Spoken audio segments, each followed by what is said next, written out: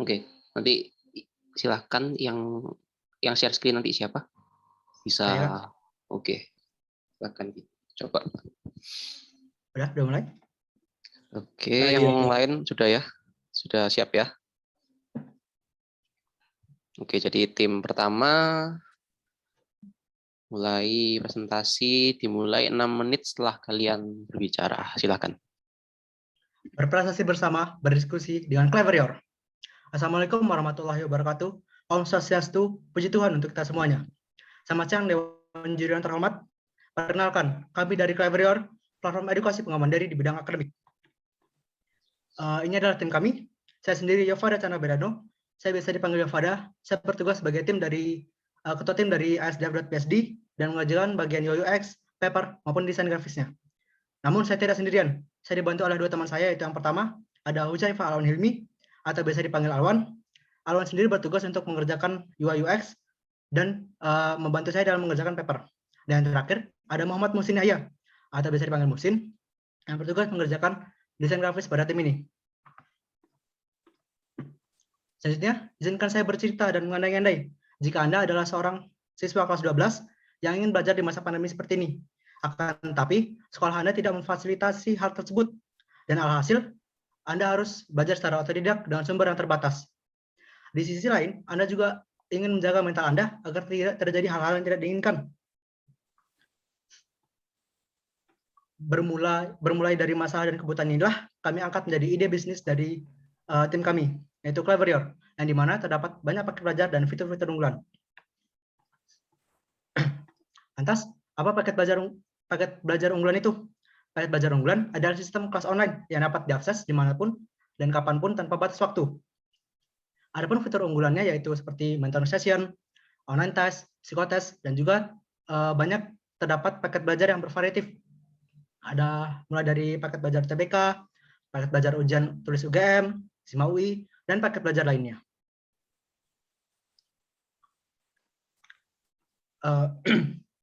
Lantas, bagaimana cara mengakses fitur-fitur tersebut? Caranya cukup mudah, yaitu dengan 3 step. Yang pertama, Anda cukup membuat akun dan login di aplikasi Cleverior terlebih dahulu. Setelah itu pilih dan beli paket belajar unggulan yang Anda inginkan. Dan terakhir, pilih metode pembelajar dan lakukan pembayaran. Jika Anda telah melakukan 3 tahap di atas, Anda sudah bisa mengakses paket belajar unggulan di aplikasi Cleverior. Fitur-fitur apa aja sih yang ada di Cleverior? Fitur-fitur unggulan kami yang akan menjadi pembeda dengan komputer lain adalah sebagai berikut. Yaitu yang pertama, ada mentoring session. Fitur mentoring session merupakan salah satu fitur unggulan dari Cleverior. Seperti namanya, fitur ini adalah fitur mentoring, di mana siswa dapat melakukan sesi mentoring dengan guru terkait di materi yang sedang dipelajari. Lalu fitur yang kedua, ada fitur psikotest dan online test. Fitur psikotest dan online test ini merupakan fitur unggulan dari Cleverior, di mana siswa bisa mengetahui seberapa jauh mereka telah belajar dan jadi perbandingan atau patokan siswa saat memilih fakultas sesuai dengan kemampuan mereka. Adapun target pasar kami yaitu sebagai berikut. Seperti yang kakak sudah lihat di layar, target pasar kami yaitu anak muda usia 7-21 tahun, serta siswa kelas 12 yang ingin melanjutkan ke perguruan tinggi favorit mereka. Nah, alasan kami memilih target market tersebut adalah karena produk kami adalah produk pembelajaran online yang bertujuan untuk membantu siswa dalam belajar dan berprestasi di bidang akademik. Kami menyadari bahwa saat ini platform pembelajaran online sudah cukup banyak, dan kita sebut saja salah satu mereknya yaitu Ruang Guru, salah satu startup besar di platform pembelajaran online ini. Akan tapi kami adalah platform yang menghadirkan UI yang lebih inovatif dan interaktif, dan juga fitur unggulan yang tidak dimiliki oleh platform lain, sehingga kami mempunyai nilai plus dibandingkan dengan kompetitor lainnya. Selanjutnya, kita akan bicara tentang business income analysis. Sebelumnya kita mematok harganya yaitu 175.000 per produk, dan kenaikan penggunanya yaitu 500 orang per bulan. Di bulan pertama, kami anggap kami sudah memiliki 1.000 orang pengguna. Pendapatan kami akan menjadi sebesar 175 juta. Namun angka itu belum jadi keuntungan bersih dari produk ini. kami akan baginya menjadi dua, yaitu 60% untuk outcome dan 40% untuk keuntungan kami sendiri, yaitu 70 juta dari 175 juta. Lalu kami juga akan membagi outcome itu menjadi 3 bagian, yaitu 20% untuk biaya operasional sebesar 21 juta, lalu biaya tenaga kerja sebesar 60%, yakni 63 juta, dan pemasaran sebesar 20%, yaitu 21 juta. Itu baru bulan pertama kami. Bagaimana dengan bulan-bulan selanjutnya? Atau mungkin tahun-tahun berikutnya? Bukankah angka itu sudah cukup menggiurkan bagi para investor? Nah, demikianlah presentasi saya kali ini. Kurang lebihnya mohon maaf. Wassalamualaikum warahmatullahi wabarakatuh. Om Santi Santi Santi Om.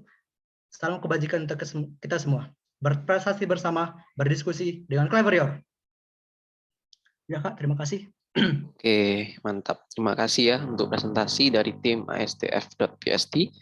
Nah, sekarang saya persilahkan kepada Pak Syauki. Apakah ada tanggapan atau pertanyaan? Dipersilahkan.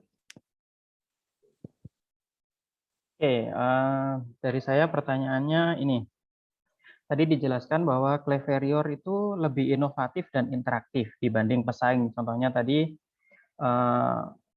Ruang Guru ya. Apakah itu sudah dilakukan survei bahwa yang disajikan sama tim ASDF ini lebih inovatif atau lebih interaktif dari segi UI UX? Apakah itu sudah diuji? Itu pertanyaan saya yang pertama. Kemudian pertanyaan saya yang kedua, bagaimana bisa memastikan di bulan pertama sudah dapat pendapatan gitu? Apakah sudah pernah mencoba menjual aplikasi via marketplace gitu ya? Itu kalau pengalaman dari saya sih malah setahun pertama itu belum bisa dapat pendapatan gitu ya. Jadi pendapatan itu mungkin bisa didapat di tahun kedua. Bagaimana bisa meyakinkan di bulan pertama bahkan sudah dapat pendapatan? Apa sudah ada surveinya? Berapa orang yang mau membayar? Oke, itu pertanyaan dari saya. 2 ya.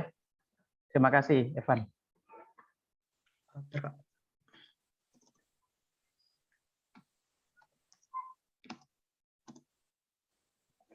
Kemudian untuk Pak Mirza, apakah ada tanggapan atau pertanyaan? Dipersilahkan.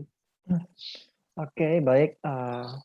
Kalau pertanyaan dari saya mungkin setelah saya baca paper-papernya ya tentang latar belakang, kemudian rumusan masalahnya. Kalau di rumusan masalah kemarin saya baca itu katanya dari aplikasi ini bisa menjadikan solusi untuk memecahkan permasalahan tentang kurang efektifnya pembelajaran daring ya katanya ya. Nah, kira-kira itu metode seperti apa itu? Dari aplikasi ini bagaimana sisi interaktifnya seperti apa gitu ya? Kemudian bagaimana caranya biar nggak membosankan itu seperti apa dari aplikasi kalian? Seperti itu aja sih. Kalau pertanyaan saya cuma satu. Ya, terima kasih Pak Mirza. Dari Pak Brian, bagaimana? Apakah ada tanggapan atau pertanyaan? Ya, saya cuma mau tanya itu sih. Tadi kan ada itu kan, ada apa fitur-fiturnya yang banyak itu. Yang saya mau tahu itu fitur-fiturnya yang diperluin apa aja itu. Cuman dari ngeliatin kompetitor lain atau sempat survei sama user-usernya itu. Habis itu baru buat fiturnya. Soalnya kan kalau buat aplikasi kan biasa ada namanya requirement engineering. Ya, jadi minimal udah survei ke anak-anak yang sekolah tuh atau belum yang diperluin apa aja. Sama tadi apa ya?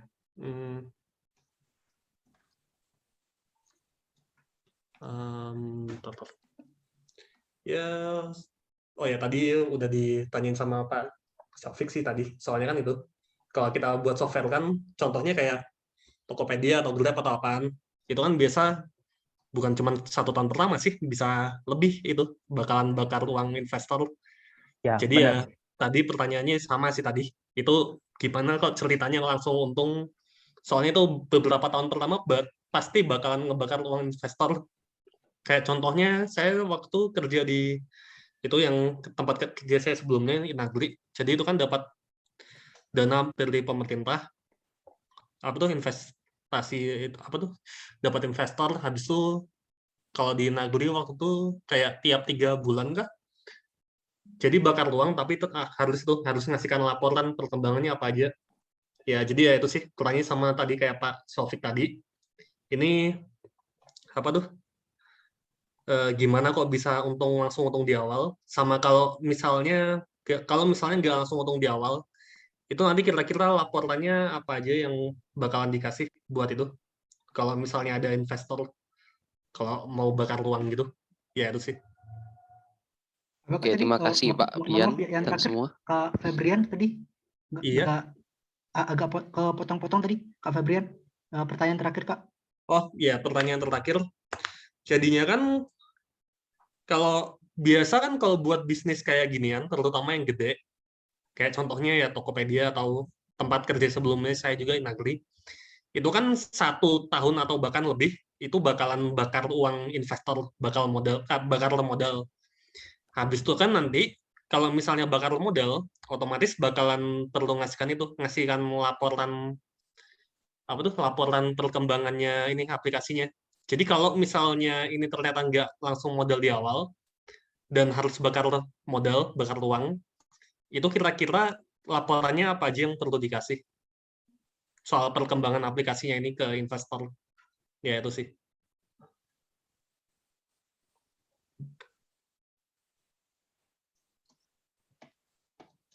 Oke, terima kasih. Dari tim ASDF.PSD, silahkan bisa memberikan komentar jawaban. Boleh berdiskusi sebentar Kak, atau langsung harus dijawab? Langsung saja ya, karena waktunya terbatas. Oke, dari survei UI yang inovatif tadi, dari pertanyaan Kak Mirza, jawabannya sudah ada di grup, di Google Form kami sudah melakukan survei ke beberapa orang, dan salah satunya bilang bahwa produk Clever ini sudah inovatif, UI-nya juga unik, beda dari platform-platform lain. Lalu untuk pertanyaan yang selanjutnya, pendapatan yang didapat dari Clever ini dari mana saja? Karena menurut pengalaman kakak-kakak kan tahun-tahun pertama bakar duit dulu sebagai startup itu. Nah, karena ini masih hitungan kasarnya, jadi seperti yang saya sudah bilang di awal, kami anggap kami sudah memiliki 1.000 orang pengguna. Jadi ini hanya anggapan kami. Kedepannya kami juga belum tahu seperti apa, tapi kami optimis akan mendapatkan keuntungan seperti yang sudah kami jelaskan tadi. Lalu pertanyaan selanjutnya, bagaimana cara membuktikan app ini sudah interaktif? Jawabannya seperti yang pertama tadi, saya sudah melakukan survei, dan saya agak lupa di papernya itu apa udah ada, punyanya Safwan Hafiz, dia bilang juga bahwa user interface dari ini masih fresh, masih baru dilihat oleh dia. Intinya kami beranggapan bahwa UI UX ini sudah interaktif. Lalu selanjutnya pertanyaan dari Kak Febrian Adi Pratama, laporan apa saja yang diberikan ke investor? Karena saya belum berpengalaman memberikan itu nih Kak, saya ambil dari teks yang sebelumnya. Di sini kami akan memberikan berapa user yang sudah mendaftar dan sudah membeli paket pembelajaran kami. Itu akan diberikan ke para investor supaya bisa jadi pertimbangan mereka bahwa akan melanjutkan investasinya apa tidak. Kami juga akan mengeluarkan laporan tentang biaya pengeluaran kami, karena menurut saya sendiri sebuah perusahaan harus jujur kepada investor-investornya supaya bisa dipercaya berapa pengeluarannya, berapa keuntungannya. Jadi mereka bisa lihat statistiknya, apakah bulan ini naik apa tidak, apa turun apa tidak, gitu Kak. Gitu saja, Oke, Kak. terima kasih dari tim ASDF.PSD ya. Terima kasih untuk presentasinya. Setelah ini kalian bisa kembali lagi ke breakout room dan akan dilanjutkan ke tim berikutnya. Terima kasih ya. Makasih banyak, Kak. Assalamualaikum warahmatullahi wabarakatuh.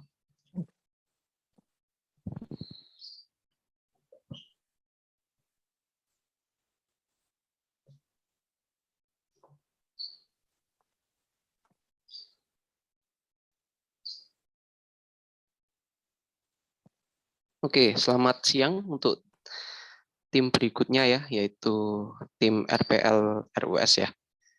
Ya, kalian tadi sudah ya di breakout room-nya tadi sudah persiapan dan lain-lainnya. Silahkan yang akan share screen siapa? Bisa langsung share screen. Baik, Kak.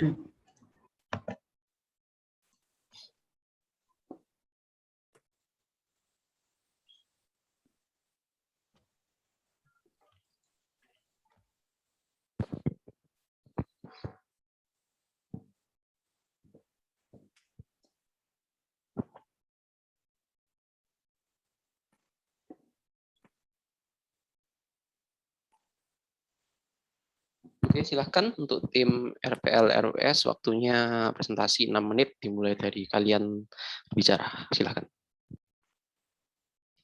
Baik. Selamat siang Bapak Ibu Dewan Juri beserta panitia. Kami dari tim RPL RUS SMK Raden Umar Said Kudus. Untuk 6 menit ke depan, kami akan mempresentasikan hasil pengerjaan UI UX kami yang bernama Helka. Sebelumnya, perkenalkan anggota tim kami dan jobdesk masing-masing anggota. Saya Dea Asti Anandita, jobdesk sebagai leader tim, UI UX designer, final proposal atau paper, final presentation. Saya Nadia Akmarina Isani, jobdesk saya sebagai UI UX designer, final proposal atau paper, final presentation, dan saya Alan Nanang Iksan, jobdesk sebagai UI UX designer, final proposal atau paper, final presentation. Jadi, Helka atau Helpdar adalah aplikasi telemedis yang dibuat untuk memberikan kemudahan kepada pengguna dalam hal pelayanan kesehatan. Permasalahan yang kami ambil dari proyek kami adalah 1. Bagaimana solusi dan cara mengurangi kerumunan orang di bagian membuat janji dengan dokter tanpa perlu datang ke rumah sakit terdekat. 2. Bagaimana solusi menemukan fasilitas kesehatan terdekat yang dibutuhkan masyarakat.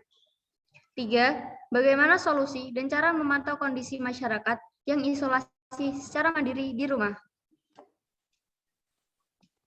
Untuk solusi dari permasalahan tersebut, kami dapat menarik sebuah ide rancangan aplikasi yang melengkapi 3 fitur utama, yaitu fitur booking janji dengan dokter, fitur informasi fasilitas, serta fitur untuk tracking isolasi mandiri. Sehingga layanan untuk pasien lebih baik, terkendali, dan efisien. Sementara itu, produk ini juga menyediakan sebuah wadah bagi pihak rumah sakit untuk menawarkan layanan atau fasilitas mereka. selanjutnya, kelengkapan fitur yang terdapat pada Helka antara lain promo, pencarian, riwayat kunjungan, isoman, tambah pasien, dan info. Lalu bagaimana cara menggunakan aplikasi Helka? Cara menggunakan aplikasi Helka sangat mudah, yakni pengguna dapat masuk atau mendaftar akun terlebih dahulu. Lalu, pada homepage, pengguna dapat memilih fitur booking, informasi fasilitas, atau pantau isoman. Pengguna juga dapat melihat riwayat kunjungan dan memesan kembali, serta dapat memantau isolasi selama isoman. Dibandingkan dengan aplikasi telemedis yang ada, Helka memiliki kelebihan, yaitu pemantauan kondisi selama isolasi mandiri. Selain itu, pada aplikasi ini memiliki fitur pencarian rumah sakit yang terdapat fasilitas kesehatan lengkap serta terdapat pelayanan COVID, memberikan kenyamanan dan kemudahan booking melalui gadget, serta mendukung kemajuan teknologi di era digital. Zaman sekarang, siapa sih yang nggak punya gadget? Untuk rencana ke depannya, Helka dapat diimplementasikan pada sistem atau platform mobile aplikasi Android dengan minimum versi Android 8.0 yakni OS Oreo. mencakup sasaran pengguna yakni para petugas kesehatan atau dokter, pihak rumah sakit, masyarakat umum, dan pasien COVID-19. Aplikasi ini juga dapat digunakan di seluruh wilayah Indonesia yang terdapat internet. Produk lain yang serupa dengan Helka yang dapat kami jadikan kompetitor adalah aplikasi Halodoc. Aplikasi Halodoc dengan Helka sama-sama merupakan aplikasi kesehatan. Juga terdapat fitur booking janji dengan dokter. Namun, Helka mempunyai fitur pencarian informasi fasilitas kesehatan dan fitur tracking isoman. Hal tersebut dapat kami jadikan keunggulan bagi Helka. Bisnis model dari aplikasi Helka yaitu jika masih dalam bentuk UI UX, kami menggunakan model bisnis jual beli transaksi peralihan hak kepemilikan. Namun, jika sudah diimplementasikan dalam bentuk platform aplikasi Android, kami sarankan untuk menggunakan model bisnis antara lain, tim akan mendapatkan fee sebanyak 10% dari iklan promosi pihak rumah sakit yang menawarkan pelayanan atau fasilitas mereka. Selain itu, tim juga akan mendapatkan fee sebesar 5% dari biaya admin yang didapatkan dari pihak rumah sakit atau dokter.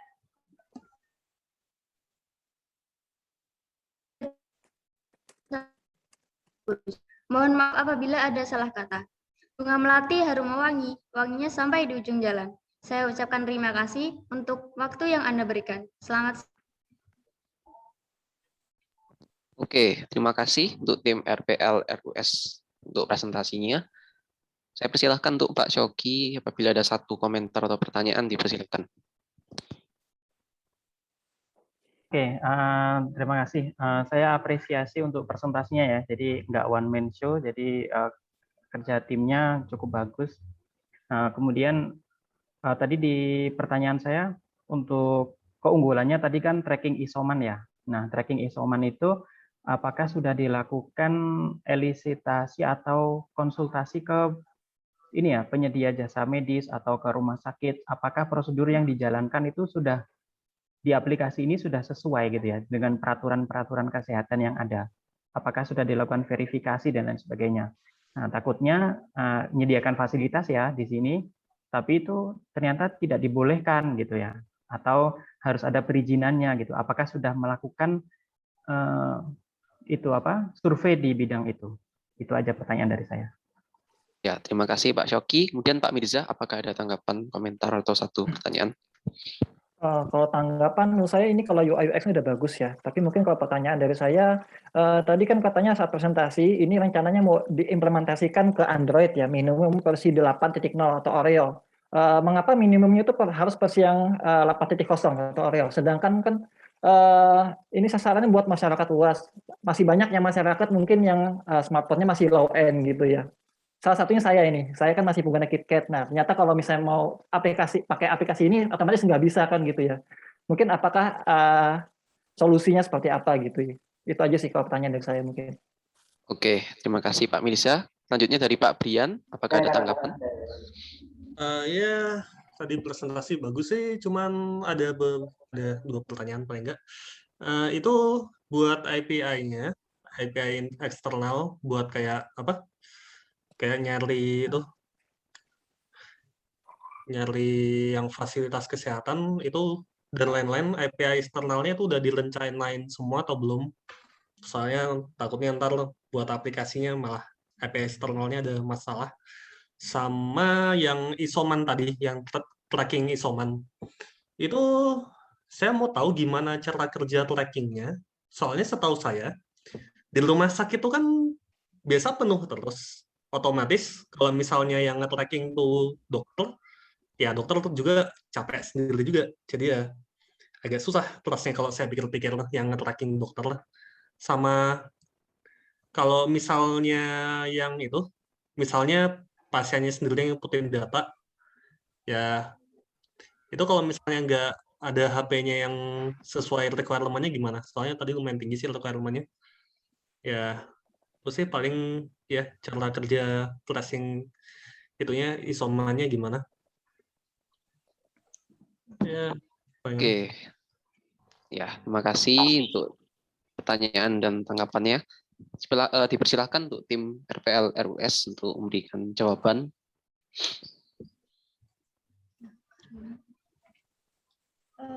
Saya izin menjawab pertanyaan Pak Shoki.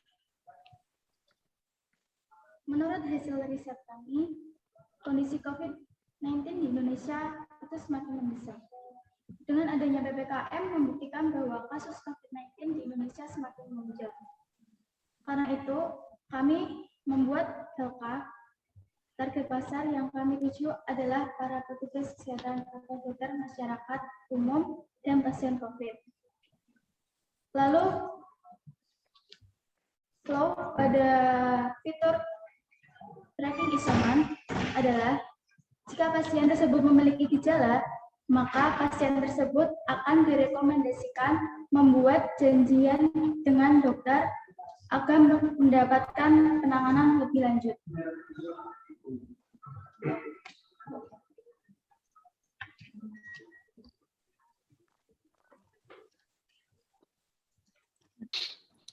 Oke, kemudian jawaban berikutnya. Saya izin menjawab. Untuk API memang sementara belum ada admin, tapi saya usahakan kedepannya ada admin agar rumah sakit yang dituju dapat memasukkan data-data tersebut, data-data yang benar dari rumah sakit tersebut agar bisa real time.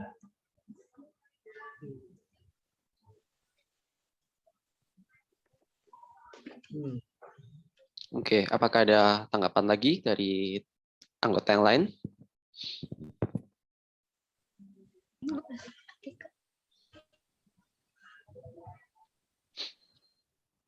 Oke, jika sudah, terima kasih banyak ya untuk tim RPL RUS untuk presentasi dan tanggapannya semua. Setelah ini kalian bisa kembali ke breakout room dulu ya, dan akan dilanjutkan oleh tim berikutnya. Terima kasih. Baik, terima kasih, Mbak.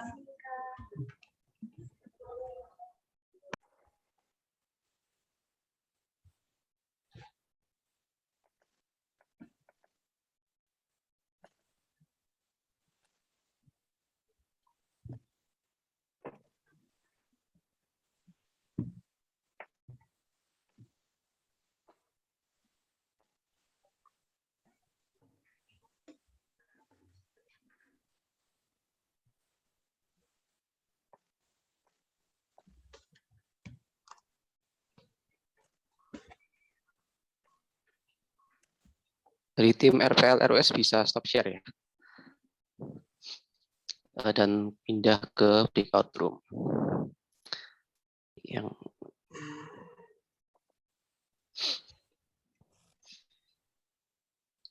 Oke. Nah, ini untuk tim SpiceTech ya. Ya, dari tim SpiceTech tadi sudah persiapan, sudah latihan dulu ya di breakout room. Sekarang bisa mulai share screen. Yang akan share screen nanti siapa? Langsung aja. Saya, Kak. Ya, silahkan.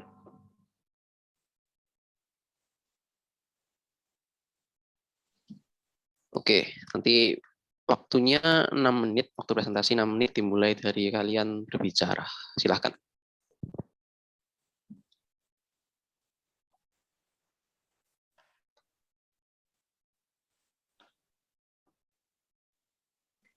Selamat siang kepada para juri sekalian.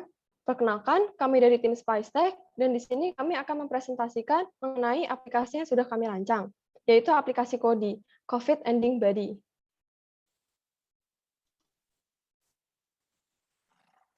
Sebelum membahas lebih lanjut, perkenalkan member dari tim SpiceTech. Yang pertama, ada saya sendiri, Cecilia Laura, yang bertugas untuk designing user interface, create prototype, dan mengerjakan paper.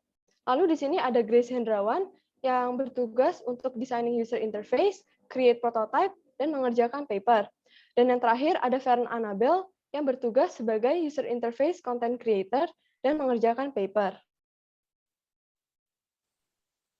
Dengan munculnya pandemi pada awal tahun 2020, segala kekacauan dan tantangan yang timbul membutuhkan langkah yang jelas dan efektif dalam penyelesaiannya, seperti tes COVID, donor plasma, dan pemberian vaksin. Namun, distribusi vaksin di Indonesia belum rata dan terkesan berceceran, dan banyaknya lembaga berlomba menyelenggarakan vaksin gratis melalui platform masing-masing. Maka dari itu, kami memberikan suatu solusi, yaitu dengan adanya aplikasi Kodi. Kodi adalah aplikasi berbasis mobile yang memberikan layanan kesehatan online terkait dengan COVID-19. Tujuan dari aplikasi Kodi ini adalah memudahkan masyarakat untuk melakukan registrasi vaksinasi, registrasi COVID-19 test, dan pada bagian plasma donation, di sini masyarakat dapat mencari donor maupun mendonorkan plasma konvalesennya melalui aplikasi kami dengan cara yang simple dan praktis. Lalu pada aplikasi Kodi terdapat 3 fitur utama. Yang pertama ada fitur vaccine registration. Fitur vaccine registration dapat dipilih oleh user apabila ia ingin mendaftar vaksinasi.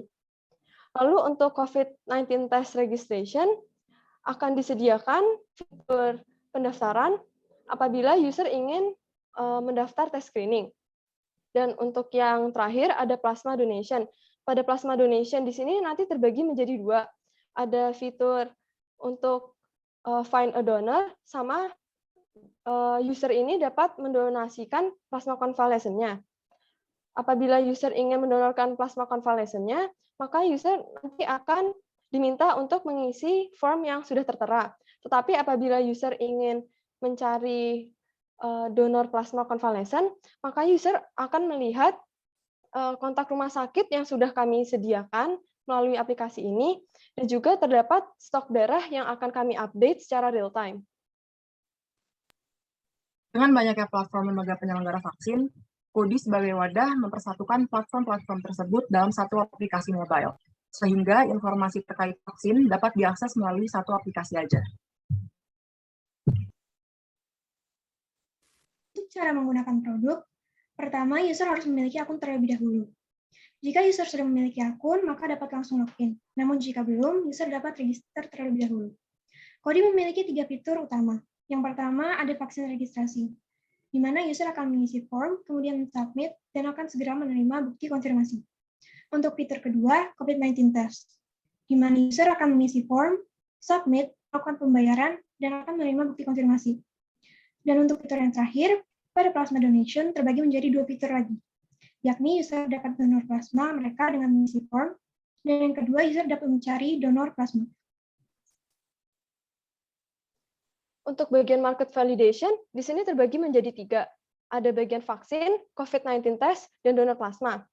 Pada bagian vaksin, target kami di sini adalah masyarakat segala usia. Mengapa? Karena untuk mencapai herd immunity, dibutuhkan kerjasama dari seluruh masyarakat tanpa memandang usia. Lalu untuk bagian COVID-19 test, kita di sini targetnya adalah usia produktif. Karena usia produktif ini adalah kelompok yang memiliki risiko tertinggi terpapar maupun menyebarkan COVID-19. Dan untuk fitur donor plasma, target kami di sini adalah orang yang berusia 18-60 tahun. Karena sesuai dengan aturan donor darah sendiri, yang boleh melakukan donor darah adalah orang yang berusia 18-60 tahun. Untuk competition, di sini kami mencantumkan 2 kompetitor, yakni Halodoc dan juga Peduli Lindungi. Kami sangat yakin bahwa aplikasi Kodi mampu bersaing dan memikat banyak konsumen. Apa yang membuat kami yakin? Aplikasi kami memiliki banyak keunggulan, fitur yang unik dan juga lengkap dibanding dengan kompetitor. Mulai dari pendaftaran vaksin, pendaftaran tes COVID-19, bahkan hingga donor plasma. Selain itu, Kodi merupakan aplikasi yang user-friendly, di mana pengguna akan merasa nyaman untuk menggunakan aplikasi ini. Profit Kodi dengan total 10,8% diambil melalui 2 cara. Partnership fee sebesar 10% dan admin fee sebesar 0,8%, yang keduanya diambil dari rata-rata transaksi berhasil.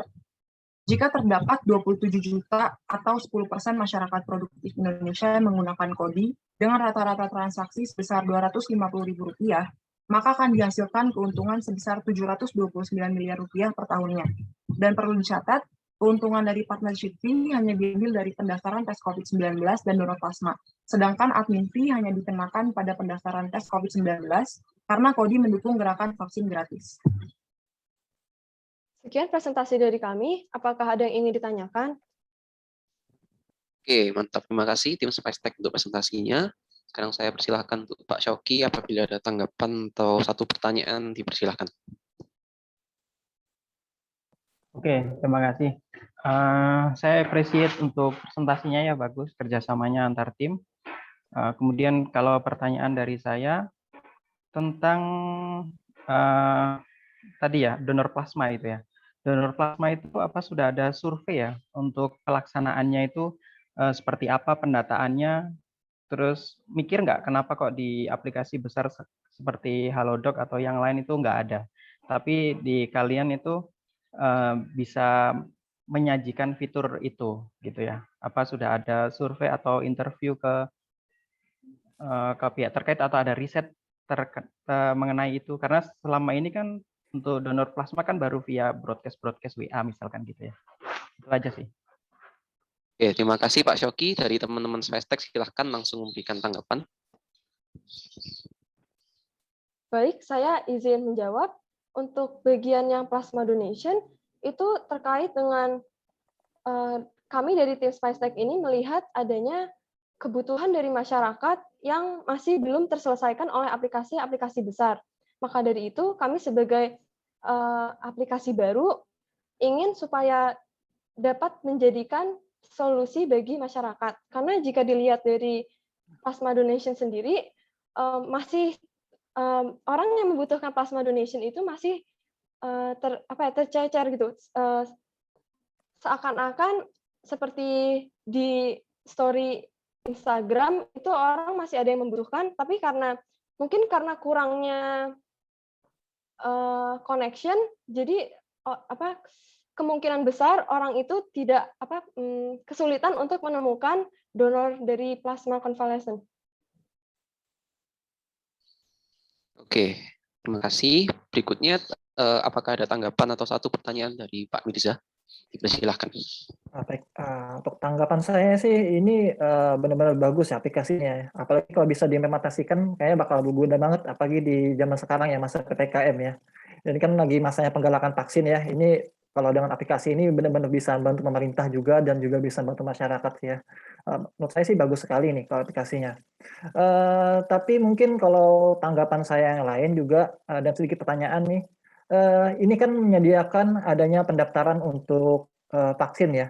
Nah, ini kenapa kalian juga nggak sekalian memasukkan misalnya sertifikat vaksin di sana gitu? Soalnya kan sekarang apalagi rencana masuk mall harus ada sertifikat gitu ya. Nah, kenapa kalian nggak menyediakan juga di sana gitu? Karena saya bakal lebih membantu sekali sih kalau misalnya ini juga bisa menampilkan hasil sertifikatnya juga nanti. Seperti itu sih. Baik, cuma itu saja dari saya. Oke, terima kasih tanggapannya dari Pak Mirza. Berikutnya dari Pak Briat, apakah ada tanggapan atau satu pertanyaan? Dipersilahkan. Tanggapan sama pertanyaan, ya aplikasinya bagus. Soalnya kadang pas mau vaksin gitu agak repot prosedurnya, terutama buat yang lagi di luar kota, yang lagi tinggal di luar kota. Jadinya yang ngebantu. Ya kalau pertanyaan ini buat implementasi aplikasinya nih, pihak mana bakalan kerja sama pihak mana aja. Sama itu, kalau yang kedua, kalau misalnya vaksin kan ada syaratnya kan. Ya contohnya nggak boleh pas positif atau ya nggak boleh ada penyakit keras dan apa-apa. Sama apa tuh donasi plasma juga pasti ada syaratnya. Ya siapa tahu kena HIV atau apa. Ya, jadi itu ada prosedurnya nggak buat keamanan kayak gituan? Soalnya kan rasanya nggak mungkin kan kalau misalnya registrasi vaksin habis itu langsung disetujui. Ya, jadi itu buat meriksa kayak gituannya gimana ini? Ya, itu sih.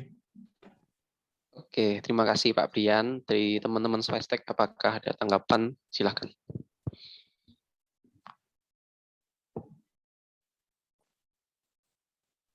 Baik, saya izin menjawab. Untuk bagiannya plasma donation sendiri, aplikasi kami itu hanya sebagai wadah antara mempertemukan pihak rumah sakit atau pihak fasilitas kesehatan dengan user. Jadi untuk prosedur pengecekan misalnya golongan darahnya apa, apakah syarat-syaratnya sudah terpenuhi atau belum, itu lebih diarahkan ke rumah sakitnya.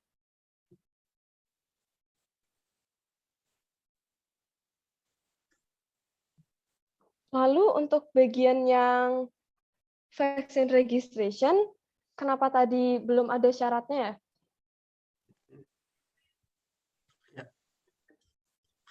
Ya, itu ada prosedurnya kah buat itu, buat vaksinnya kayak syarat-syaratnya gitu atau gimana?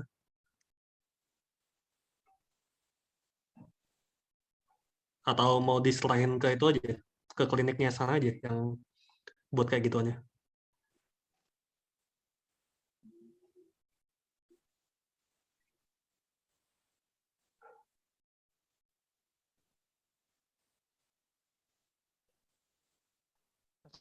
Masih mute.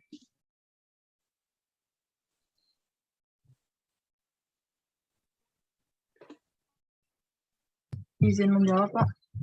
Kami sebagai aplikasi baru sebenarnya mengikuti persyaratan dari pemerintah aja. Karena kami percaya kalau misalnya yang pemerintah berikan syaratnya itu sudah sesuai dengan WHO dan organisasi-organisasi kesehatan dunia lainnya. Dan untuk pertanyaan kenapa belum ada sertifikat vaksin, kami sebagai aplikasi bukan pemerintah merasa tidak cukup kompeten untuk memberikan sertifikat vaksinasi ini karena vaksinasi ini kan diadakannya sebenarnya oleh pemerintah. Jadi kami menyerahkan untuk bagian legalisasi dari vaksin ini kepada pemerintah. Oke, terima kasih untuk jawaban tanggapan dari tim Spacetech dan juga presentasi keseluruhannya. Terima kasih ya. Setelah ini kalian bisa kembali ke breakout room dan kita akan lanjut ke tim berikutnya. Terima kasih ya.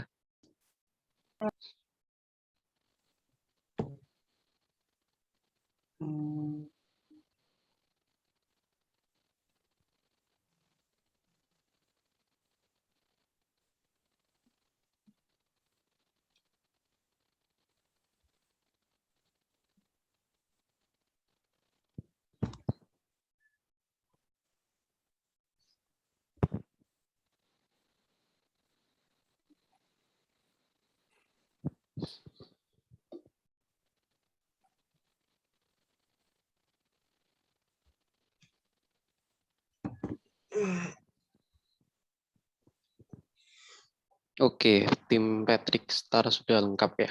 Tadi sudah latihan ya, sudah persiapan di breakout room. Silahkan langsung share screen. Nanti yang share screen siapa, silahkan.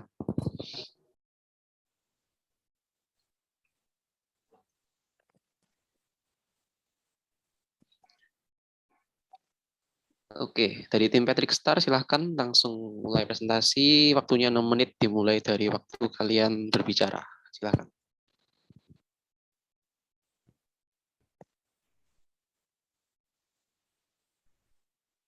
Oke, terima kasih atas kesempatannya. Selamat siang semuanya. Perkenalkan, kami dari kelompok Patrick Star ingin menjelaskan mengenai aplikasi yang kami buat.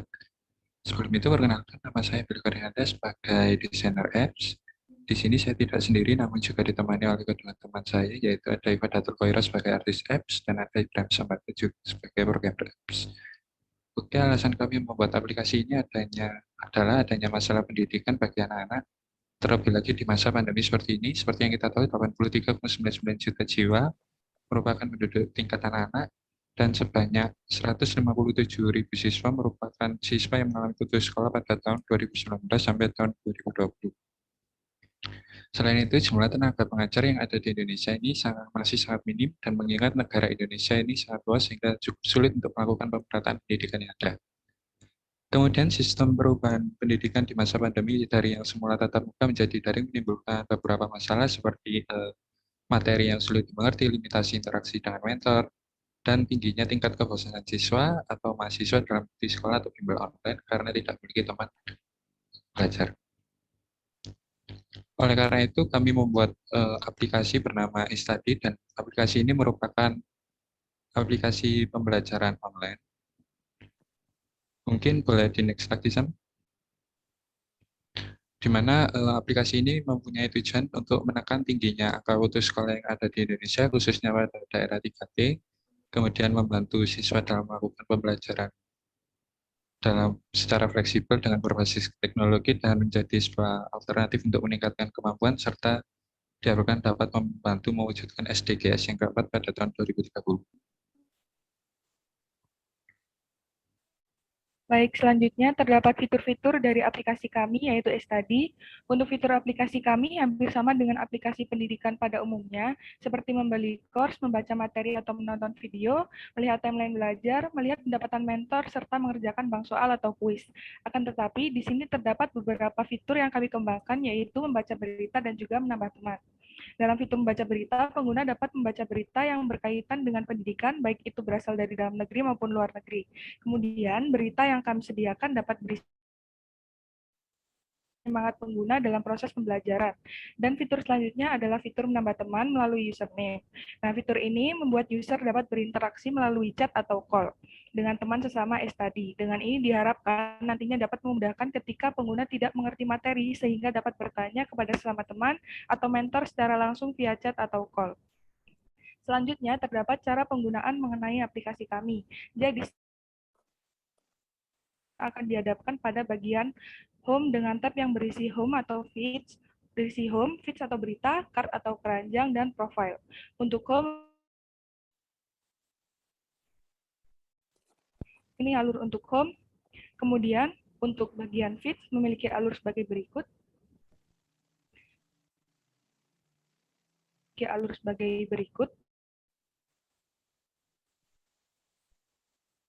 Dan yang terakhir adalah bagian Profile memiliki alur sebagai berikut. Nah, selanjutnya merupakan kelebihan dari aplikasi kami, yaitu aplikasi Study. Yang pertama, yaitu fitur bersosialisasi dengan pengguna Study lain, yang merupakan kelebihan dari fitur menambah teman yang kami miliki. Kemudian, UI kami yang menarik, ramah, dan mudah digunakan. Dan yang ketiga, fitur diskusi yang terdapat dalam tiap kelas yang di situ dapat memudahkan pengguna untuk bertanya kepada setiap orang yang berada dalam kelas tersebut mengenai yaitu dari segi teknikal, produk kami dibangun berdasarkan desain pattern FVVM atau model view model, sehingga membuat produk dapat dengan mudah dilakukan maintenance dibanding di selanjutnya adalah target dari produk kami. Nah,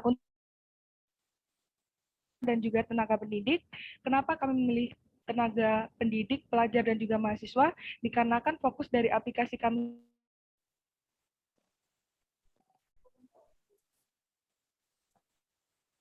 Oke, baik. Untuk dari segi kompetisi sendiri, dari hasil identifikasi kami, ada beberapa produk kompetitor yang memiliki domain atau target pasar yang serupa. Di antaranya itu misalnya Senius, Ruang Guru, Famify, dan Kuiper. Nah, untuk menindaklanjuti hal tersebut, ada beberapa langkah yang kami ambil, yaitu yang pertama yaitu branding aplikasi sebagai newcomer.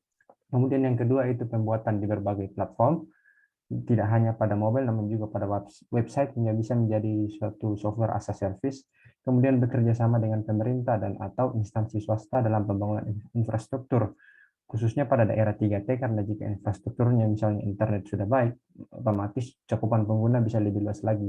Dan kemudian yang terakhir yaitu penambahan fitur ke depannya, misalnya seperti penambahan track record dari pengajar, pembuatan game dengan berbasis pendidikan, dan fitur-fitur lainnya. Kemudian untuk dari segi bisnis model, awal peluncuran atau awal deploy produk, tim akan mendapatkan komisi sebesar 10% dari setiap pembelian atau kursus dalam aplikasi oleh user. Ya, baik. Mungkin demikian penjelasan kami mengenai produk. Kami kembalikan ke moderator. Oke, terima kasih teman-teman tim Patrick Star presentasinya. Kemudian saya persilahkan untuk Pak Syauqi, apakah ada tanggapan atau satu pertanyaan, dipersilahkan.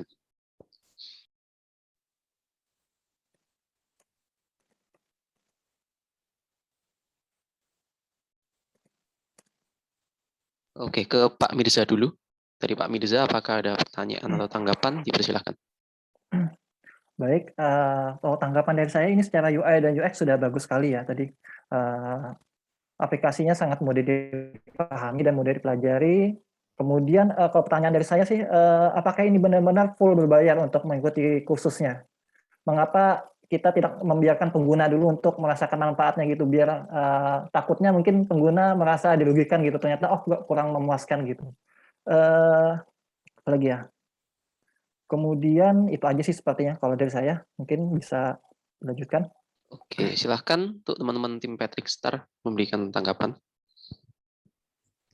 Oke, terima kasih atas pertanyaannya. Jadi begini, untuk aplikasi kami ini berbayar untuk penggunaan di awalnya karena kita sendiri untuk mentornya kita juga menerapkan kualifikasi tentunya. Di mentor sendiri kita juga ada menu untuk mengupload sertifikasi di mana itu nanti membuat mentor itu bisa dipercaya atau tidak oleh setiap para penggunanya. Jadi mungkin itu, mungkin ada tambahan dari teman-teman yang lain.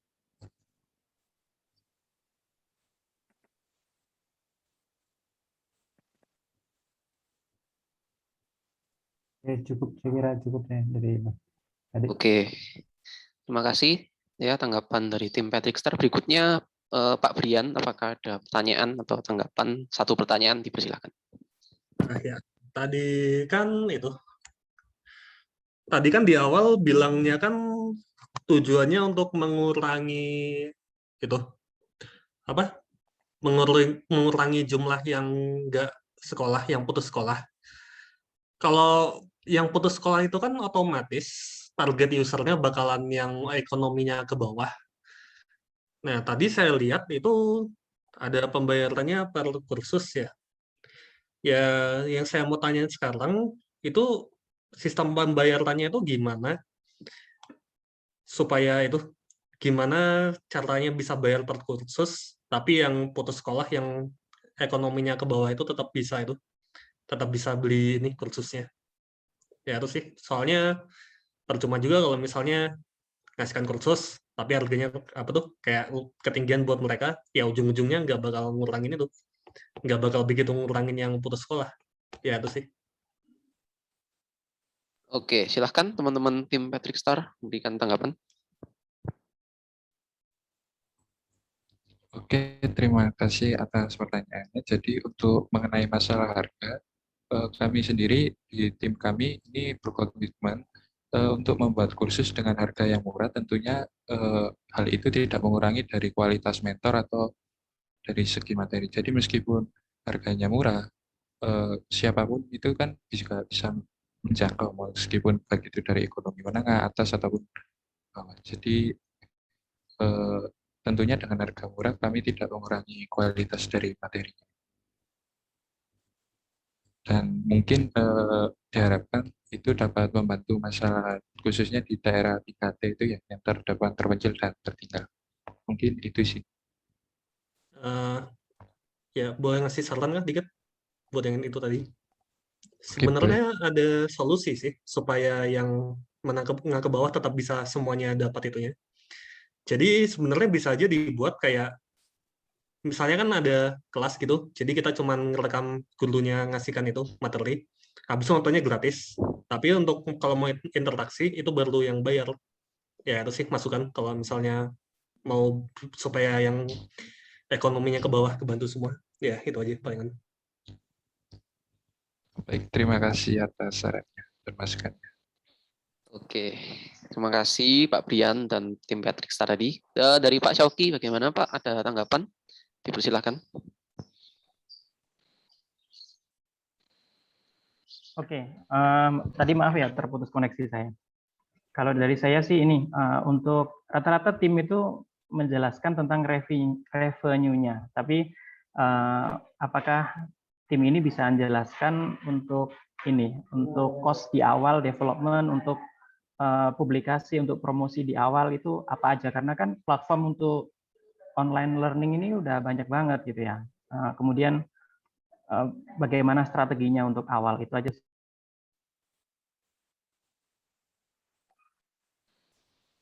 Oke, bisa diulang Pak untuk pertanyaan yang terakhir tadi. Bagaimana tadi termute? Oh ya, strateginya aja untuk awal itu biaya apa untuk bersaing dengan platform e-learning lainnya atau online itu apa gitu ya. Oke. Karena kan udah banyak banget. Oke, silakan teman-teman tim Patrickstar memberikan tanggapan.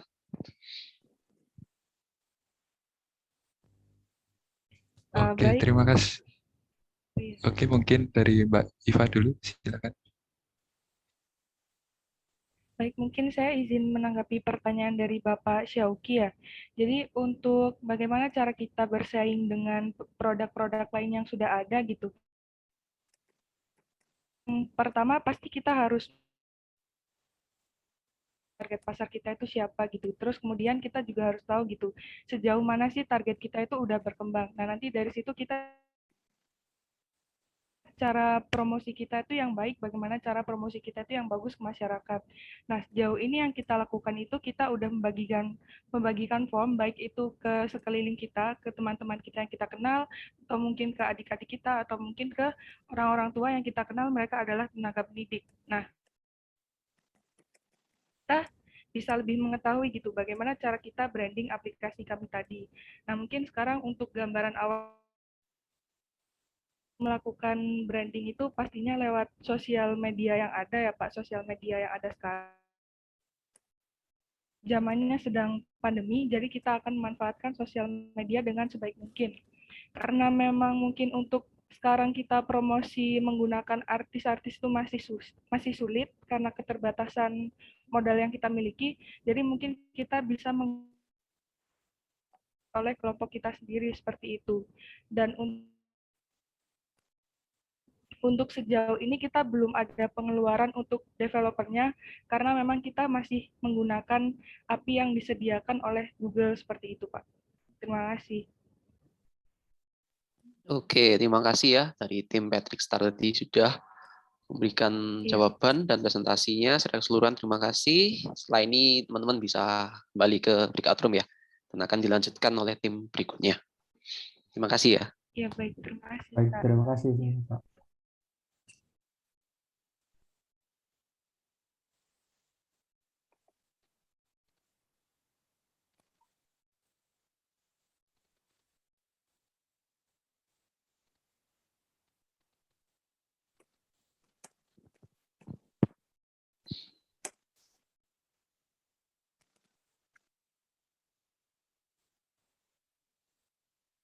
Oke, dari tim Astra Mini Group ya, sudah join semua. Tadi sudah latihan dan persiapan di breakout room ya. Silahkan langsung share screen untuk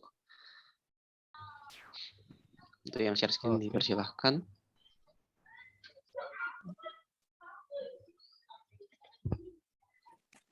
Baik, apakah sudah terlihat, Pak? Sudah. Baik, kalau di saya sudah. Sudah terlihat ya. Oke, silahkan langsung dimulai. 6 menit waktunya dimulai dari waktu kalian berbicara. Silahkan. Oke, saya mulai. Selamat siang semuanya, para juri dan teman-teman sekalian. Kami dari Astra Mini Group akan mempresentasikan mengenai produk kami, yaitu Digital Signature. Pertama, perkenalan dulu, yaitu saya sendiri, Rio Handoko, penugasan sebagai ketua tim dan memberi konsep ide pertama, tugasnya sebagai penanggung jawab pada tujuan tim, merancang konsep ide secara lengkap, merancang paper dan kelengkapan aplikasi, sekaligus merancang presentasi. Selanjutnya. Baik, untuk selanjutnya saya Samodra, penugasan perancang desain dan prototype web. Untuk deskripsi penugasan yaitu yang pertama merancang desain sesuai kerangka konsep ide, lalu merekomendasi desain yang cocok untuk konsep ide, membantu perancangan proposal atau paper, dan yang terakhir membantu memperbaiki desain presentasi. Baik, selanjutnya. Baik, selanjutnya perkenalkan nama saya Rifki Wahyudi. Untuk penugasannya ada perancangan, perangkat keras, dan sistematika paper. Untuk pendeskripsian penugasannya yaitu ada merancang bentuk realistis konsep ide, menyesuaikan sistem yang digunakan untuk ide, memperbaiki sistematika paper, dan memperbaiki penggunaan kalimat dan bahasa pada presentasi. Oke, selanjutnya. Oke, inti yang kami bahas nantinya presentasi ini yaitu pertama, latar belakang, kedua, permasalahan, ketiga, solusi dari masalah, keempat, produk, kelima, target pasar, keenam, competition, ketujuh, rencana bisnis. Baik, selanjutnya, presenter berikutnya. Baik, untuk penjelasan berikutnya itu ada latar belakang. Untuk latar belakang ide ini, kami dari grup melihat dari permasalahan di lingkungan sekitar kita, terutama pada universitas, kementerian atau lembaga, pemerintah daerah, industri ataupun organisasi masyarakat, mengenai kasus-kasus seperti penipuan, pemalsuan tanda tangan, dan semacamnya. Nah, di sini ada contoh dari beberapa tindak kejahatan, yaitu ada tindakan penipuan. Nah, dari berita tersebut, itu mengatasnamakan pemerintahan pemerintah dan berusaha mengambil keuntungan dari hal-hal tersebut yang merugikan masyarakat maupun pemerintah. Oke, selanjutnya. Selanjutnya ada berita yang kedua, yaitu ada kasus 2 WNI bikin situs palsu raup dana COVID 60 juta dolar US. Baik, selanjutnya. Selanjutnya ada beberapa permasalahan yang sering kita temui, yaitu ada penipuan, berita bohong ataupun hoax, pemalsuan data atau tanda tangan, dan masalah-masalah lainnya yang sering kita jumpai yang bisa merugikan beberapa pihak lainnya. Oke, selanjutnya.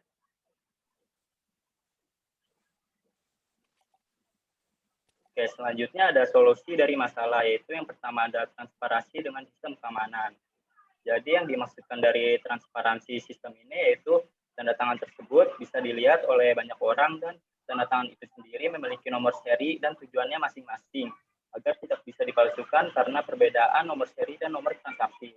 Dan yang kedua yaitu ada memberikan kepastian orang lain bahwa keputusan yang dibuat pihak terkait benar-benar diputuskan oleh pihak itu sendiri. Jadi ada kesepakatan antara kedua belah pihak sehingga meminimalisir segala bentuk kejahatan. Dan yang ketiga ada menjadi pihak ketiga secara netral untuk menjamin kepercayaan antara pihak satu dengan pihak kedua. Yaitu apabila terjadi salah satu pihak yang tidak setuju, maka untuk penandatanganan tersebut itu bisa dibatalkan. Oke, selanjutnya saya serahkan kepada presenter berikutnya. Selanjutnya penjelasan mengenai produk. Fitur-fiturnya terdapat ada 4. Yang pertama, make signature atau membuat tanda tangan. Nantinya bisa digunakan untuk membuat tanda tangan pada pihak pemilik tanda tangan itu. Dan memiliki 3 sistem keamanan. Lalu selanjutnya check or search signature. Itu tujuannya untuk mengecek atau mencari tanda tangan. Mungkin terverifikasi atau tidak. Bisa dicek terlebih dahulu pada fitur ini. Selanjutnya signature history atau riwayat tanda tangan. Kita bisa lihat transaksi tanda tangan yang kita lihat atau kita buat. Lalu inbox untuk menerima pesan. Selanjutnya kelebihan produk kita yaitu transparan dan aman. Yang sebelumnya tadi sudah dijelaskan, karena transparan, maka kita juga harus perlu aman. Dan ini akan membuat kode transaksinya menjadi 2. Dari pihak yang membuat tanda tangan sekaligus pihak yang ngecek. Selanjutnya, pihak yang membuat tanda tangan itu memang benar-benar pihak itu sendiri. Dan karena itu harus melewati sistem aman, sistem keamanan sesuai data kepemilikan tanda tangan. Seperti 4 sistem keamanan ini, pertama harus akses akun harus ada. Kedua, tanda tangan itu langsung dibuat dan melewati pengenalan pola. Ketiga, sidik jari. Dan keempat, kode PIN. Selanjutnya, target pasar kita yang pertama yaitu pejabat pemerintah dan aparatur negara. Karena mereka selalu berhubungan dengan administrasi negara dan tanggung jawab untuk memutuskan sesuatu hal. Selanjutnya,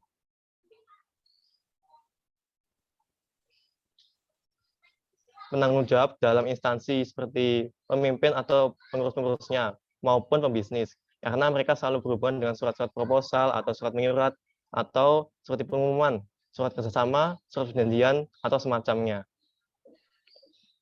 Lalu yang terakhir untuk masyarakat umum. Bisa juga seperti itu, karena mereka masih memerlukan tanda tangan untuk kebutuhan finansial, seperti itu tabungan, kepemilikan tanah, kepemilikan kendaraan, ataupun kepengurusan penduduk, seperti KK ataupun KTP.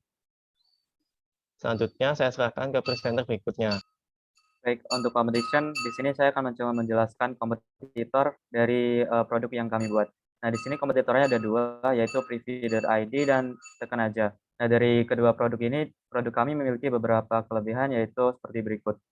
Nah, di sini yang pertama membuat tanda tangan sesuai kondisi saat akan dibuat dengan akses akun, PIN, fingerprint, dan pengenalan pola tanda tangan saat itu, atau pattern recognition, lalu diverifikasi dan legalisasi.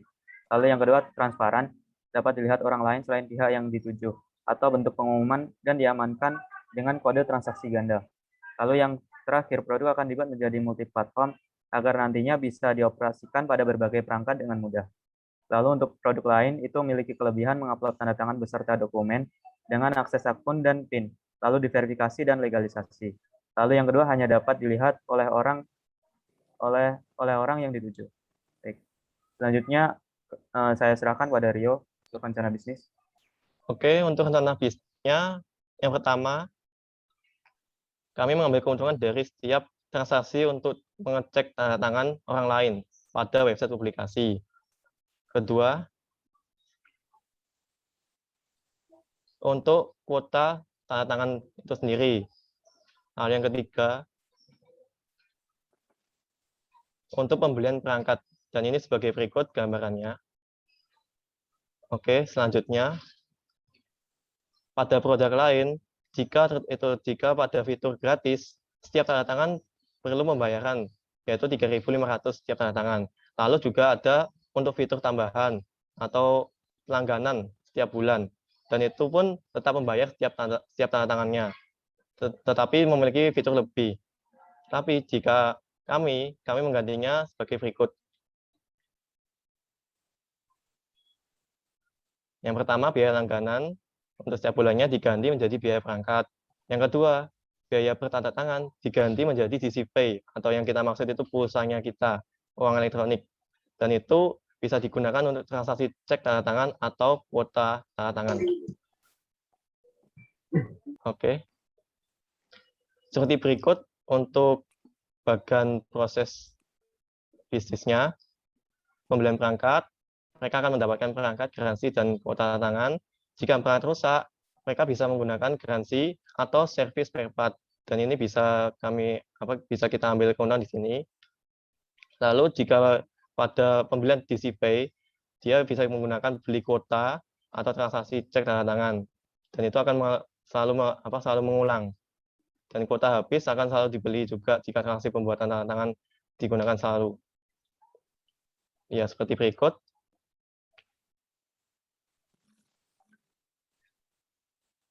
Sekian dan terima kasih. Mohon maaf jika ada kesalahan. Jika ada pertanyaan, dipersilahkan. Oke, terima kasih tim Astra Mini Group presentasinya. Saya persilakan Pak Syoki apabila ada tanggapan atau satu pertanyaan, dipersilakan. Oke, terima kasih ya. Pertama saya mau apresiasi untuk aplikasi yang didesain ini sangat bagus. Implementasi AI di aplikasi kalian ini saya sangat appreciate.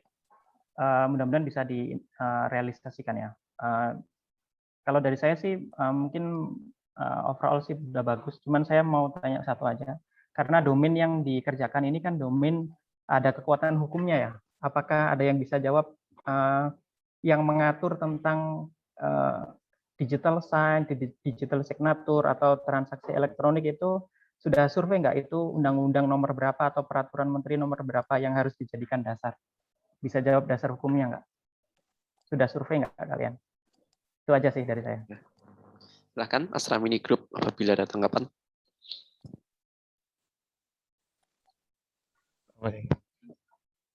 Mohon maaf ya jika kurang menjawab.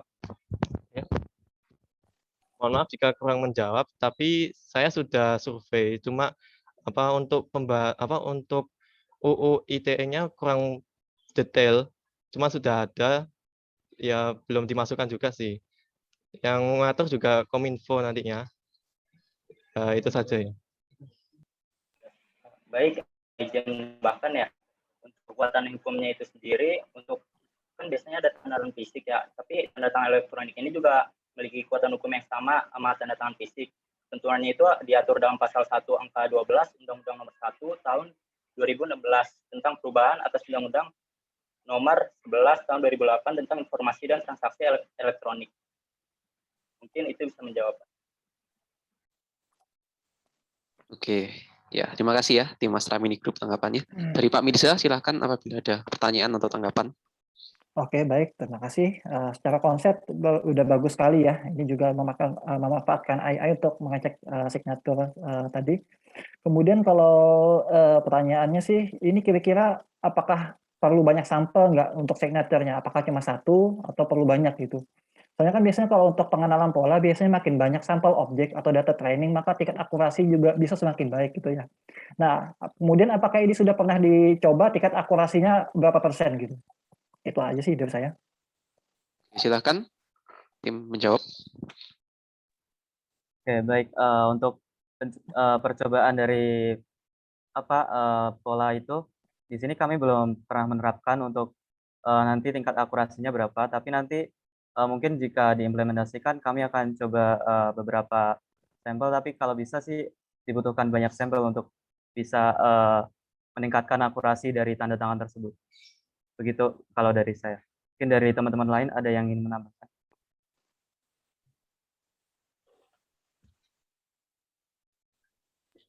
Mungkin itu sudah cukup menjawab.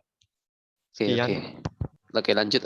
Pak Brian, bagaimana? Apakah ada tanggapan atau satu pertanyaan? Silakan. Ya, bagus sih. Saya lumayan tertarik tadi sama computer vision-nya. Jadinya mau tahu aja, itu buat pattern recognition-nya, itu kira-kira mau pakai API dari luar atau mau buat sendiri? Kalau API dari luar itu mau ada rencana nggak mau pakai API-nya yang dari mana? Sama kalau mau buat sendiri itu udah ada rencana nggak metodenya mau pakai metode yang mana? Ya, gitu sih. Oke, silahkan tim Astra Mini Group tanggapannya. Baik, untuk itu sih kami masih belum ada rencana untuk cara implementasinya nanti seperti apa. Cuma sebelumnya saya juga sudah pernah coba-coba sih untuk pengenalan gambar. Jadi mungkin mirip-mirip seperti itu. Tapi nanti kami akan coba kami eksplor untuk mengenai hal tersebut. Baik, mungkin seperti itu untuk dari saya.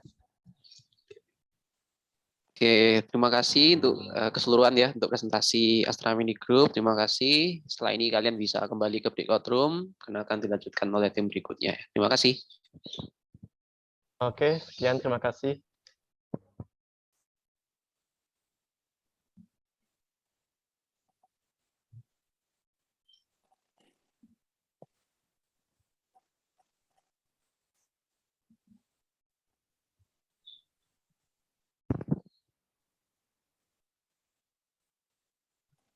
Halo.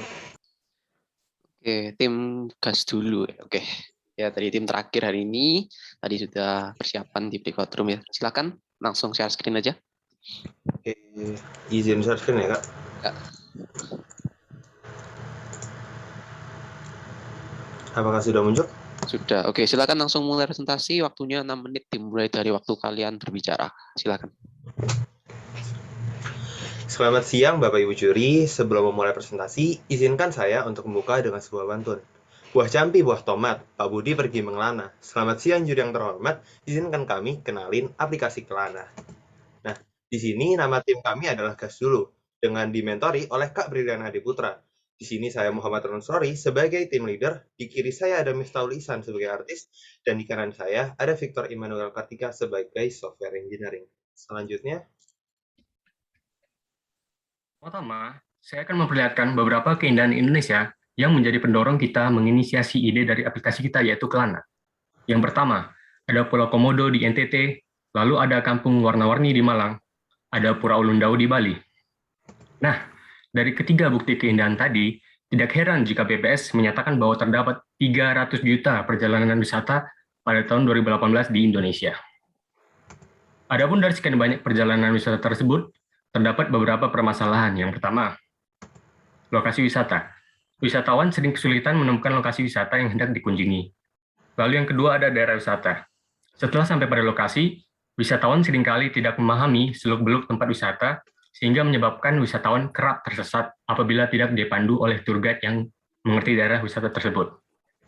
Lalu setelah berangkat dari masalah pertama dan kedua, kita dapat menganggap bahwa wisatawan sudah memahami bahwa mereka membutuhkan tour guide. Namun timbul masalah lain, yaitu masalah koneksi dan relasi. Tidak sedikit wisatawan yang tidak memiliki channel atau koneksi tour guide untuk memandu perjalanan wisata. Dengan permasalahan sebelumnya, maka aplikasi Kelana hadir sebagai solusi, yaitu sebuah aplikasi wisata yang mempunyai fitur untuk mencari tour guide, dan aplikasi wisata ini portable dan fleksibel sehingga mudah dibawa kemana saja dan kapan saja. Lanjut. Oke, about our product. Nah, apa aja sih fitur dari Kelana? Mari kita ulik dari homepage. Di homepage pertama ada customer service. Di sini jika kita mengklik tombol ini, akan dilanjutkan agar untuk berkonsultasi dengan customer service Kelana. Selanjutnya, juga ada fitur rekomendasi wisata terdekat. Di sini kami menyajikan list rekomendasi destinasi yang dekat dengan lokasi user saat itu. Nah, di homepage juga ada rekomendasi per kategori. Di Di sini kita akan menyajikan list destinasi sesuai kategori yang dipilih oleh user. Selanjutnya juga ada berita terkini. Di sini kami menampilkan berita-berita yang relevan mengenai pariwisata Indonesia. Nah, mari kita ulik detail page selanjutnya. Di detail page ada juga tombol Maps. Di sini, jika user mengklik tombol ini, maka akan membuka aplikasi peta seperti Google Maps atau Waze, dan akan terbuka lokasi dari destinasi yang dipilih. Selanjutnya, ada tombol favorit. Nah, user bisa menambahkan destinasi yang mereka inginkan ke dalam bucket list mereka. Selanjutnya, ada juga 3 fitur utama dari detail page, yang pastinya ada deskripsi destinasi, ada peraturan destinasi, dan juga ada review destinasi. Dan fitur yang paling penting adalah fitur pesan guide. Nah, fitur ini untuk sementara waktu, fitur ini akan melanjutkan user ke customer service, yang nantinya customer service akan mencarikan tour guide untuk user. Tetapi ke depannya, kami berencana untuk mengembangkan lebih lanjut agar fitur ini dapat diterapkan di dalam aplikasi dan tidak perlu bantuan customer service. Nah, selanjutnya. Untuk selanjutnya itu ada market validation. Di sini terdapat 4 kalangan yang sangat berperan pada target market aplikasi Kelana. Yang pertama yaitu dari Gen Z atau milenial dan boomers. Di sini kita tahu bahwa hampir seluruh generasi ini memiliki smartphone sebagai platform Kelana saat ini. Yang kedua itu ada influencer dan travel vlogger, di mana kedua kalangan ini kami percaya bahwa dua kalangan ini dapat menarik masyarakat untuk menggunakan aplikasi Kelana. Dan yang terakhir yaitu komunitas wisata. Nah, selanjutnya kami menemukan sebuah aplikasi yang mirip dengan Kelana, yaitu Dolano.id, di mana di aplikasi ini terdapat sebuah fitur yang menjadi fitur utama dari Kelana, yaitu fitur mencari tour guide. Akan tetapi kami tidak khawatir. Kami telah mengidentifikasi beberapa fitur yang menjadi keunggulan dari aplikasi Kelana, yaitu ada 4 keunggulan. Yaitu yang pertama, fitur wisata terdekat seperti yang sudah dijelaskan sebelumnya. Yang kedua yaitu direct customer service yang responsif. Dan yang ketiga, wishlist destination yang memudahkan user untuk menandai tempat wisata impiannya. Dan yang terakhir yaitu desain yang lebih user friendly. Hal ini kita buktikan melalui survei yang kita lakukan di Google Form. Nah, lalu dengan konsep dan fitur yang kita miliki, dari mana sih Kelana mendapatkan keuntungannya? Yang pertama itu melalui fee pemesanan tour guide, di mana setiap pemesanan tour guide, Kelana akan mengambil keuntungan sebesar 5%. Yang kedua, itu ada top up e-money. Kedepannya, kita berencana nih untuk membuat fitur e-money ini untuk memudahkan user dalam bertransaksi di app Kelana. Setiap top up Kelana akan mengambil fee sebesar Rp1.000. Dan yang ketiga yaitu prioritas destinasi. Pengelola destinasi membayar ke pihak Kelana untuk memprioritaskan tempat wisatanya ke dalam urutan tampilan aplikasi Kelana. Oke, telah sampai kami di akhir presentasi kali ini. Kami berharap agar Kelana juga dapat memiliki dampak yang besar dan sesuai apa yang telah kami presentasikan. Sekian dari kami. Jika Bapak Ibu juri ada pertanyaan, dipersilahkan. Oke, terima kasih dari tim gas dulu ya, aplikasi Kelana. Ya. Dari Pak Syauki, apabila ada pertanyaan atau tanggapan, dipersilahkan.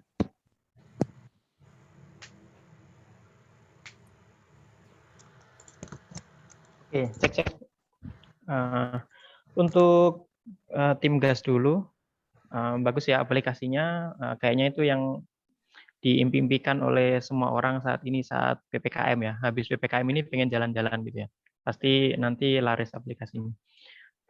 Kemudian yang saya tanyakan untuk akuisisi database-nya nanti dapat dari mana ya? Database semua tempat wisata, kemudian kan tempat wisata itu banyak yang mungkin nggak terlist ya, tempat wisata yang baru. Apakah ada sistem ada yang bisa submit gitu? Ya kemudian dapat approval atau dari internal tim sendiri yang update list lokasi wisatanya? Izin menjawab ya Pak ya. Kami berencana ke depannya ada 2 sistem Pak. Pertama, kita akan datang ke lokasi destinasi dan menemui pengelola agar meminta persetujuan untuk memasukkan wisatanya ke dalam aplikasi kami. Nah, karena kan salah satu stream revenue kami adalah dengan tadi yang prioritas destinasi. Pastinya seharusnya per destinasi memiliki 1 akun gitu Pak nantinya. Jadi antara kita memasukkan mereka dan mereka juga bisa mendaftarkan di aplikasi kami secara mandiri gitu, Pak. Sekian, Pak. Oke, terima kasih ya untuk jawaban dari tim GAS dulu. Berikutnya, Pak Mirza, apakah ada pertanyaan atau tanggapan? Dipersilakan. Baik, tanggapan saya kalau aplikasi juga cukup bagus ya. Ini latar belakang masalah serta solusi yang kalian tawarkan juga udah pasti. Kemudian pertanyaan saya cuma ini sih. Ini apakah tidak terlalu merepotkan jika setiap ingin memesan tour guide, apakah selalu diarahkan melalui customer service? Mengapa tidak langsung direct aja ke tour guide-nya gitu ya? Kemudian misalnya pengguna bisa milih sendiri gitu. Kemudian bagaimana sih memastikan bahwa tour guide ini legal gitu, sertifikat agar lebih terpercaya sih. Itu aja sih dari saya. Oke, silahkan tim GAS dulu memberikan tanggapan. Oke, saya izin menjawab lagi ya, Pak. Pertama, untuk yang tadi fitur pesan guide, seperti yang jelaskan tadi, untuk sementara waktu akan dilempar menuju customer service. Nah, nantinya customer service yang mencarikan. Tetapi ke depannya kami juga berencana untuk mengembangkannya agar in-apps gitu fiturnya, seperti yang Kak Mirza bilang tadi. Karena kemarin keterbatasan waktu sehingga belum siap, Pak. Dan tadi, maaf pertanyaan satunya bagaimana? Bagaimana memastikan bahwa tour guide ini legal gitu, agar lebih terpercaya gitu. Oke. Nah, untuk itu kita mungkin akan melihat dari sejarahnya Gojek dan Grab gitu. Nah, driver-driver ini akan mendaftarkan diri mereka dan kami akan menyeleksi mereka. Juga kita agar semua tour guide itu memahami mengenai aplikasi kami dan mengenalnya, maka kita juga akan melakukan pengenalan kepada mereka di tempat-tempat gitu, Pak.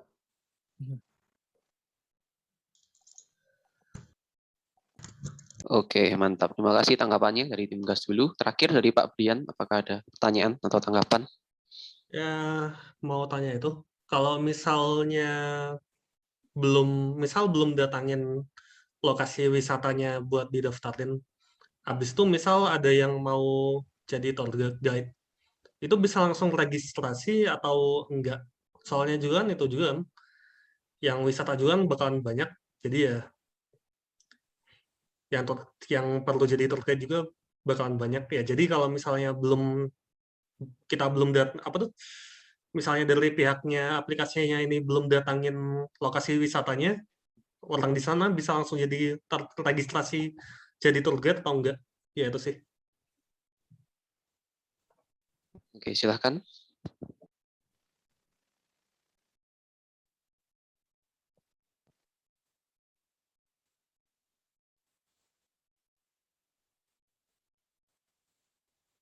Maaf, Pak, ada kesalahan teknis tadi nggak bisa unmute. Nah, izin menjawab lagi.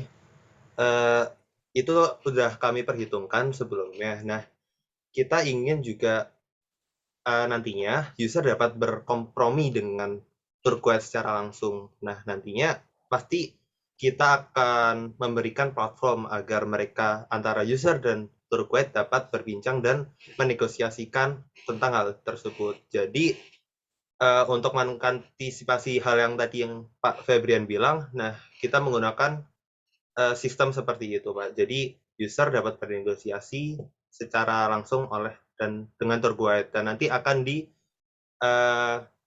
dipantau secara langsung oleh tim pihak kami, gitu, Pak. Oke, ya terima kasih dari tim GAS dulu presentasinya. Oke, sudah selesai. Setelah ini kita akan penutup ya. Terima kasih untuk presentasinya ya. Baik, Pak, terima kasih. Ini saya di sini aja apa bagaimana, Ya, Pak? stay aja. Kita mau penutupan habis ini di main room ya. Terima kasih, Pak. Terima kasih.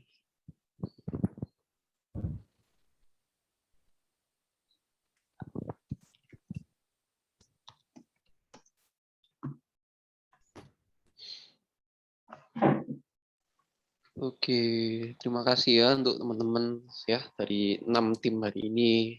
Kalian finalis sudah ya tinggal selangkah lagi nih untuk memperebutkan posisi juaranya ya.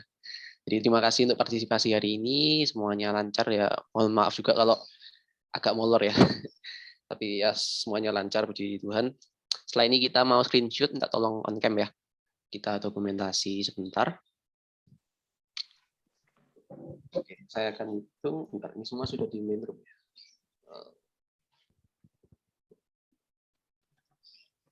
Oke. Saya akan screenshot setelah ini. 1, 2, 3. Oke, sudah. Ya, oke, terima kasih ya teman-teman untuk hari ini. Pengumuman juaranya besok ya, besok ditunggu saja di grup Telegram. Oke, jadi untuk untuk file PPT-nya bisa ya dikirim PC ya ke WA aku atau Telegram ya. Itu nanti langsung perwakilan send filenya di situ. Nanti pengumuman ditunggu besok. Dan untuk selebihnya, oke, sudah selesai untuk presentasi finalis hari ini. Terima kasih. Dan sudah boleh live ya. Terima kasih semua. Terima kasih, Kak. Baik, terima kasih Kak. Terima kasih dari teman-teman panitia dan juga juri.